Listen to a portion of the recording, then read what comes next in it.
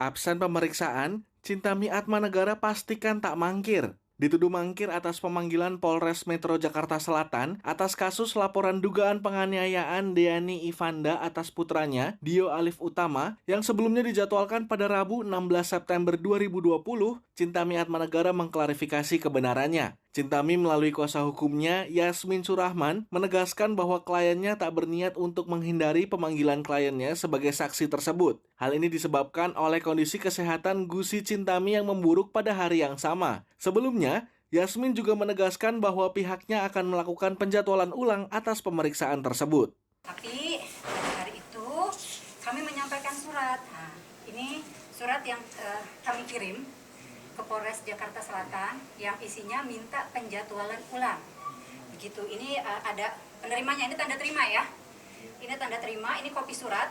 Ini tanda terima. Sudah diterima oleh seseorang yang bernama Pak Gito pada tanggal 16 bulan 9 tahun 2020. Nah, isi surat ini menyatakan kita meminta penjadwalan ulang. Kenapa penjadwalan ulang?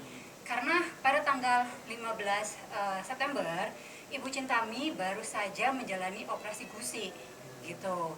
Operasi ini kan sudah direncanakan ya sebelum kita terima panggilan, gitu kan. Nah, jadi karena udah direncanain, terus kalau kita mundurin lagi, ini kan bermasalah ya, nggak enak ya, gusi nggak bisa makan, nggak bisa ngomong, gitu kan. Memang di sini surat keterangan 2 hari ya, 16, 17, gitu. Nah, dalam surat saya minta dijadwalkan ulang. Saya sebutkan tanggal memang, tapi saya juga bilang dalam surat saya, atau kalau tidak bisa pada tanggal yang saya minta, maka boleh kapan saja sesuai dengan waktunya penyidik, seperti itu.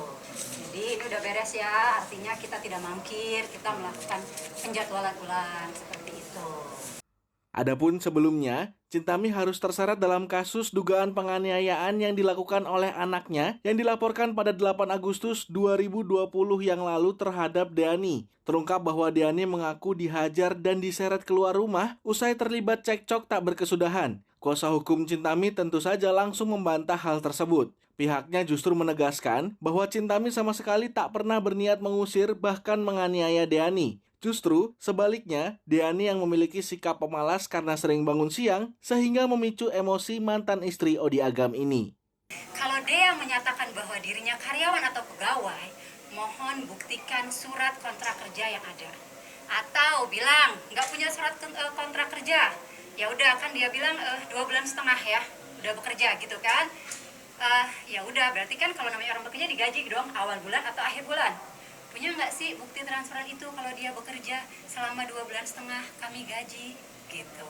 Di sini Dea benar-benar awalnya tinggal di rumah Cintami Atmanegara karena kebaikan hati Cintami untuk memberikan tumpangan gitu. Dan di awal nih kalau dibilang dia diusir gitu kan, sadis sekali ya. Cintami Atmanegara mengusir karyawannya sendiri, wah sadis banget tuh.